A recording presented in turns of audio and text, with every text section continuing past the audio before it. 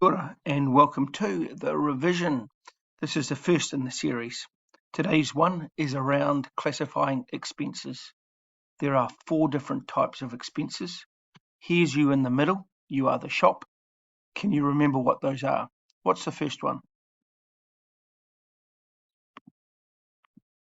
Cost of goods sold. So these are the cost of bringing stock into the business from the supplier.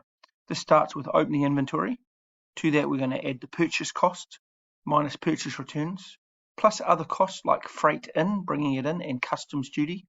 And then we're going to subtract the closing inventory, stuff we haven't sold, so it's not part of that cost. What's the second one? Do you remember? Distribution costs. These are getting the stock to the customer. So it starts off with advertising. Any shop-based expenses, such as shop electricity, shop depreciation on shop fixtures. Then we go on to delivery expenses like delivery van expenses. So just make sure if you've got a vehicle, it's a delivery vehicle. Third one, what's the third one? Administrative expenses. So these are normally fixed in nature. It doesn't matter if we sell 0 or 1,000, we normally still have to pay these.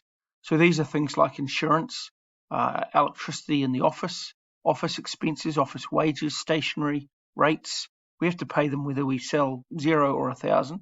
And so they are administrative expenses. And the last one, do you remember?